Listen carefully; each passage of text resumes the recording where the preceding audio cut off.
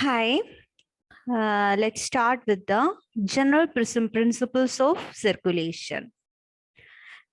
So today we are going to see the type of blood vessels and their function, pressure changes in the vascular system, and the dynamics of the blood flow. So coming to the types of blood vessels, the blood vessels are divided into Wien-Kessel or distensible vessels, resistance vessels, exchange vessels, capacitance vessels, shunt or Trofeo vessels, and these 5 classifications we are going to see in detail now. So the blood vessels, the walls are composed of 3 tunicas. They are tunica externa, that is the outermost covering, and tunica media, that is the middle layer, and that is made up of smooth muscle. And the last one is tunica interna, that is the innermost simple squamous endothelium, and that is the layer of elastin. So here we can see the tunica intima and tunica media and the tunica externa.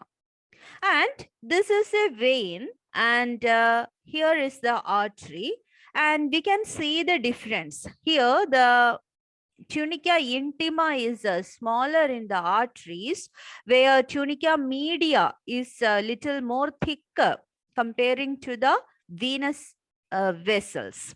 In the vein, the tunica media part is thinner in comparison with the artery side. The arteries, there's the elastic arteries or the conducting arteries. The arteries acts as a pressure reservoir and which recoil of elastic fibers, which helps in the propulsion of blood. So just like our aorta and the elastic arteries, and from there, from the left ventricle, when the left ventricle contract during systole, it ejects blood into the aorta, and from there it will transfer to the arteries. And the muscular or distributing arteries which constrict or dilate to adjust the blood vessels. So from the atria, it goes to the aorta, and from the aorta, it passes on to the arteries, and that will help in the constriction and dilatation. So the blood will pass on to all over our body. And the arterioles are small arteries, that is the size of around 10 to 300 millimeters, and that deliver blood to the capillaries. So from the artery, it's subdivided into smaller arteriole, and that arterioles are the resistance vessels, and the terminal arteriole splits to form meta-arterioles, and that meta-arterioles finally forms the capillaries. And the Wien-Kessel or the distensible vessels are the aorta, pulmonary artery, and their large branches. So they are the elastic reservoirs. Due to the elastic recoil of the arteries, the pulsatile flow of the blood is converted to a steady flow in the capillaries. Because when the blood reaches the distensible vessels, it will distance and adjust the movement of blood. So the blood flow will be in a laminar flow or in a steady flow in the capillaries. So see here, the low resistance rapid transit passageways and the muscle and elastic connective tissues in the wall causes elastic recoil. From the veil during systole, it will expand, and then during diastole it will relax. So it will produce a continuous steady flows to the arteriole and the capillaries.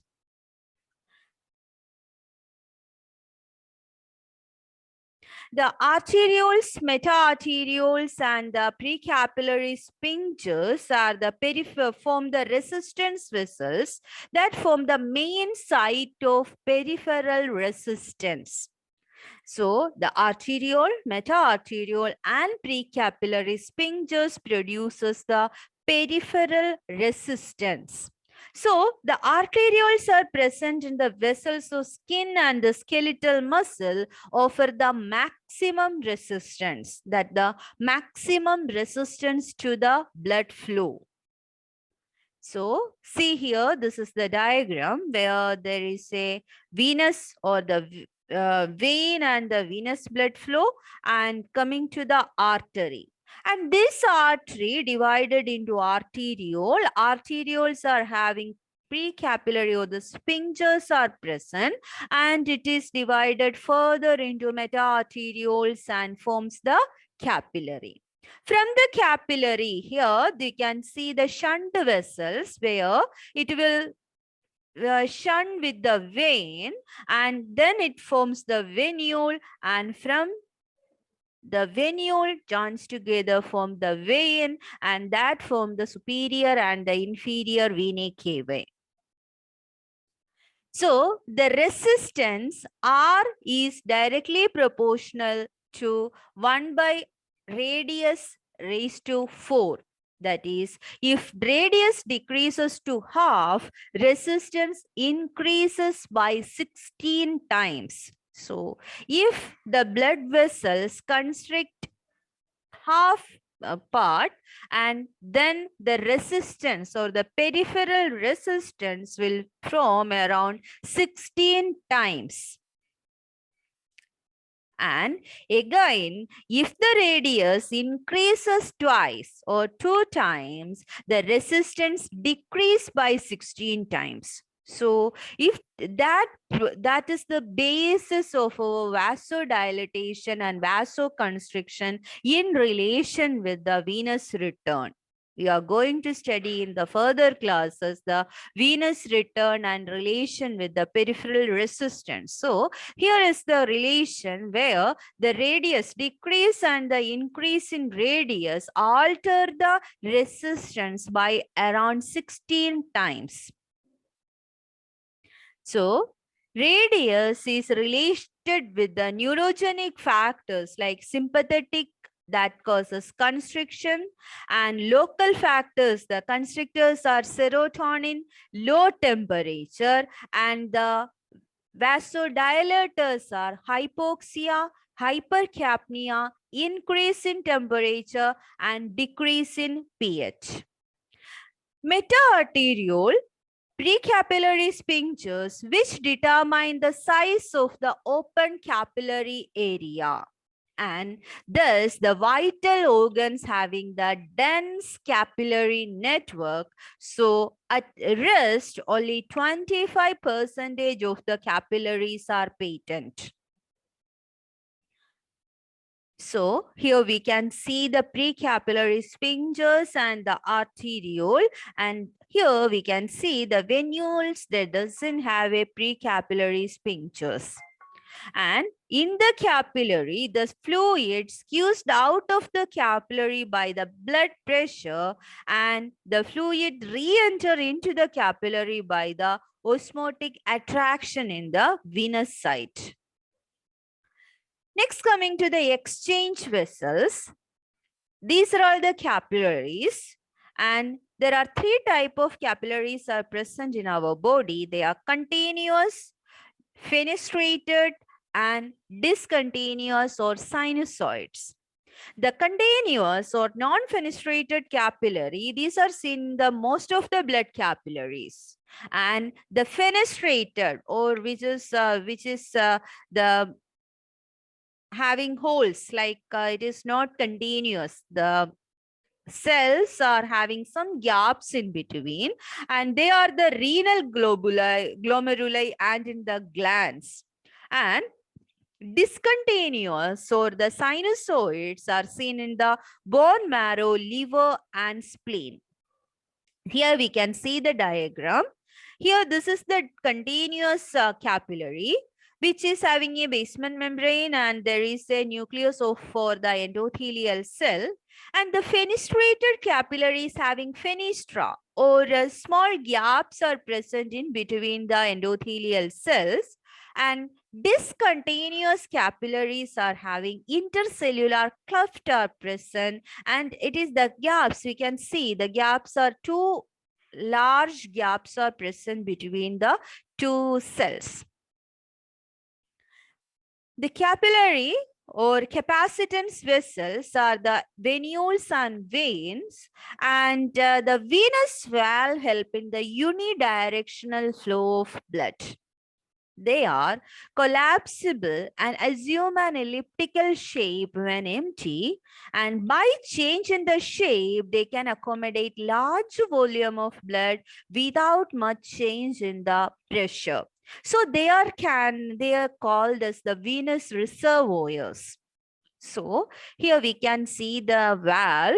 Here the venous veins are present in between the muscles, and the valves are present in the valve, so which help in the unidirectional flow of blood. Here we can see the blood is flowing towards the heart. So when the muscles are contracting, that causes the venous or the veins to constrict and causing the blood flow towards the heart, and the below part of the valve is closed and the upper valves are open, so it flows, the blood will flows from the lower part towards the heart.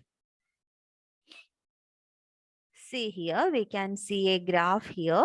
See, when the muscle contracts here, when the muscle relaxes, no flow will be there. And when muscle contracts, it pushes the blood towards the heart. See here, the faulty valve or the valve which are not functioning properly, that causes reflex of blood, means it is coming down towards the lower extremity, it is coming down. So the venous return, that is the overcoming resistance and the force of gravity, that causes the veins to constrict and flow the blood towards the heart. There are three types of pumps are present to return the blood towards the heart. They are skeletal muscle pump, respiratory pump, and the sympathetic control. In this diagram, we can easily see during relaxation, the valves are open, and when the muscle contracts, the upper valve is open and the lower valve is closed. And the distribution of the blood, the systemic veins are having around 54% of blood, and the cardiac chambers, which is having 12%, and pulmonary circulation will have around 18%. Aorta contain 2%, arteries of 8%, arterioles having 1%, and capillaries of 5%. So here we can see the large amount is present in the systemic veins in comparison with all the other part of the circulation. Only veins. So that's why we are saying veins are the venous reservoirs. Means it stores or collect the blood. Next, coming to the shunt or trophea vessels.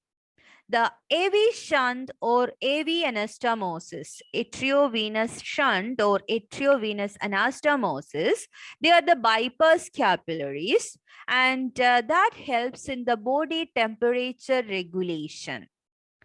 And skin, fingers, toes, palms, all those areas which are having this shunt vessels.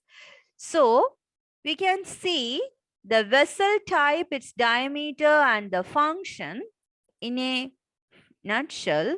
Like the aorta, its diameter around 25 millimeter, and which helps in the pulse dampening and distribution of blood throughout the body. And the large arteries are having a diameter of 1 to 4 millimeter, and it helps in the distribution of blood. Even the small arteries also help in the distribution, but it produces a small amount of resistance. And arterioles are the one which produces a high resistance and which regulate the pressure flow regulation. And capillaries are the exchange vessels, and that is having the smallest diameter, that is 0.006 to 0.010. And venules are also help in exchange and also will help in the collection and capacitance. And veins are the capacitance vessels, so which helps to maintain the blood volume in the body. And venae cavae having the largest diameter fibers, which helps in the collection of blood. Coming to the pressure changes in the systemic circulation, the pressure within the cardiovascular system, we can see the general reduction in circulatory pressure within the systemic circuit and the elimination of pulse pressure within the arteries. So the mean arterial pressure coming to the artery side, and this having the pressure reduces, and coming to the aorta and the left ventricle, it is increasing. So the systemic circuit that circulate the blood throughout the body, and respiratory or pulmonary circuit, which also known as lesser circuit, which circulate the blood to the organs for gas exchange. And the mammals maintain different pressure in these two circuits because they are equipped with a completely divided heart, that is right side pumps blood through pulmonary circuit, left side pump through the systemic circuit. So let's see the pressure differences in the systemic circuit in millimeters of mercury. The left ventricle shows a pressure change of 120, and aorta during systole it is 120, and during diastole it is 80 millimeters of mercury.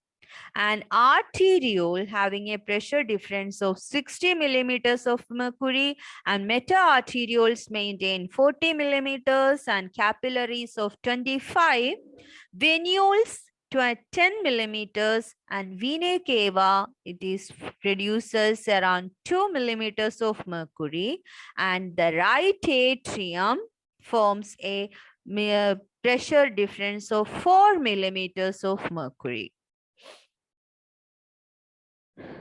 This diagram, they can see the systemic circulation and the pulmonary circulation. Pulmonary circulation means only for the gaseous exchange, and the systemic circulation, left side, that supply blood throughout the body. And pressure changes in the pulmonary circulation shows that the right ventricle highest pressure is during systole is 25 and diastole is 0. Pulmonary artery, it is 25 during systole and 8 during diastole. Arterioles maintain a pressure of 8. Meta-arterioles maintain a pressure of arterioles maintain a pressure of 10, and meta-arterioles maintain a pressure of 8 millimeters of mercury. Capillaries having a pressure of 6 millimeters of mercury, and the venules are maintaining a pressure of 5, and pulmonary veins maintain a pressure of 2 millimeters of mercury, and the left atrium's pressure is 7 to 8 millimeters of mercury. So coming to the dynamics of blood flow, how the blood is flowing, or which are all the factors which helps to maintain the blood flow. There are some relationships are there, that is the flow cross-sectional area relationship, flow pressure resistance relationship, and the type of blood flow we have to see. Pressure and flow relationship we can see, and law of Laplace. Coming to the flow cross-sectional area, the relation between the velocity of blood flow and total cross-sectional area shows that more the total cross-sectional area, less the velocity of blood flow. That is, the capillary velocity of blood flow is less. And remember, capillaries are the one who is having the largest cross-sectional area in our body. So it is having a largest cross-sectional area. Almost everywhere it is present, and that is having the smallest surface flow. So there the blood flow is very less. And in aorta, the blood velocity is very fast. See the differences in the vessel and its cross-sectional area. The aorta cross-sectional area is around 2.5 centimeters square, where the capillary is having a cross-sectional area of 2,500 centimeters square.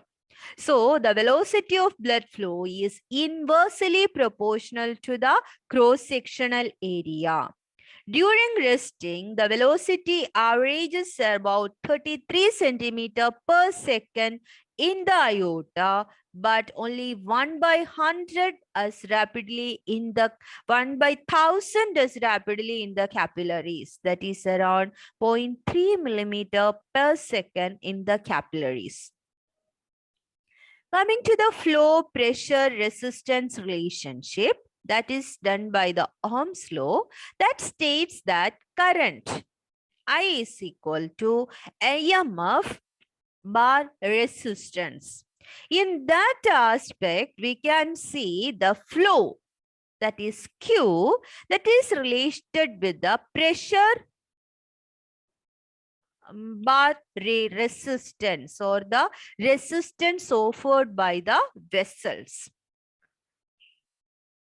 Q is related with the P1 minus P2 divided by R. P1 minus P2 is the pressure difference in the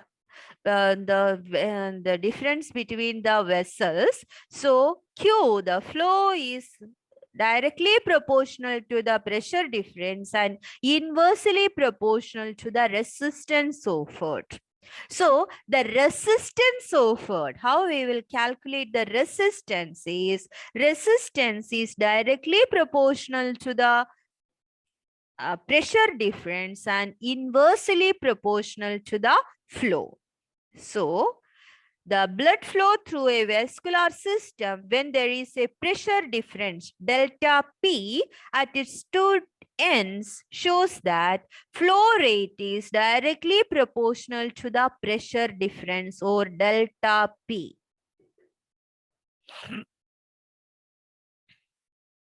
So the pressure flow resistance relationship states that by the Poiseuille-Hagen formula, which shows that Q, that is the flow, is directly proportional to the delta P pi r raised to 4 and inversely proportional to the 8 eta L, where R radius is equal resistance R is equal to 8 eta L by pi r raised to 4. That is, the resistance is determined by the two factors. They are the viscosity and radius. So, flow is directly proportional to the difference in the pressure, and the flow occurs as indicated by the red arrows when pressure P1 is more than P2 and the pressure gradient delta P. When there is a pressure gradient, then the flow occurs. That we have seen in our cardiac cycle also. So the relative flow is related with the relative radius of the vessel. So when the radius increases, the flow will naturally increases. So the flow pressure resistance relationship shows that the flow rate is inversely proportional to resistance. The flow delta P is inversely proportional. Delta P by R. Flow is directly proportional to the pressure difference and inversely proportional to the resistance offered. And the resistance is directly proportional to the length of the vessel and viscosity of the blood, and also which is inversely proportional to the fourth power of the radius. That here we can see the radius is 1 millimeter. So the resistance is R and the blood flow we can say as F. And if the radius is reduced in one vessel and one side the radius is increased, so the radius increases by twice or 2 times the radius increases, the resistance offered is 1 by 16. And blood flow in the larger vessel is increased by 16 times.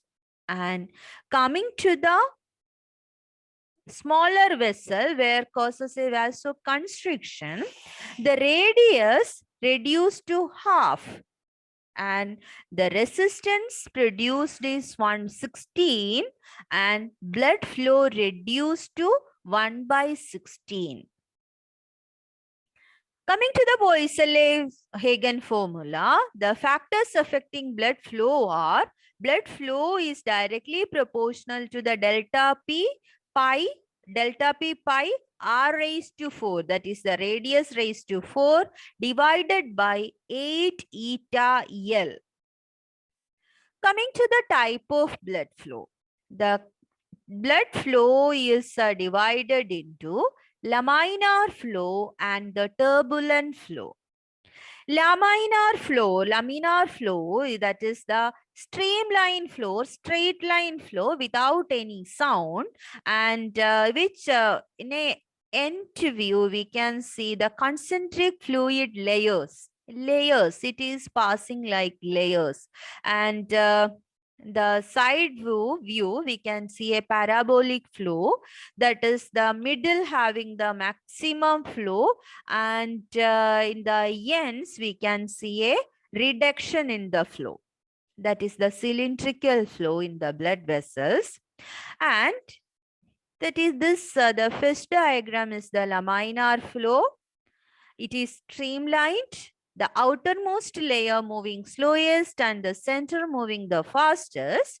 Coming to the turbulent flow, which produces sound due to the constriction.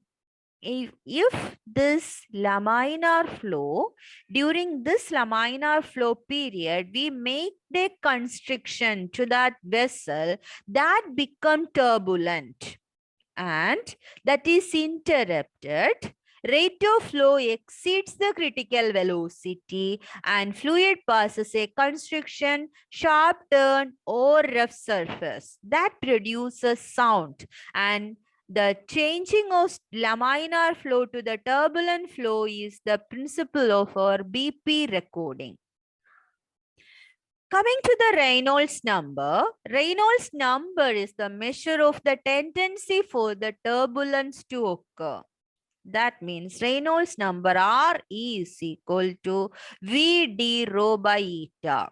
V is the velocity, d is the diameter, and rho, that is the density, and eta is the viscosity.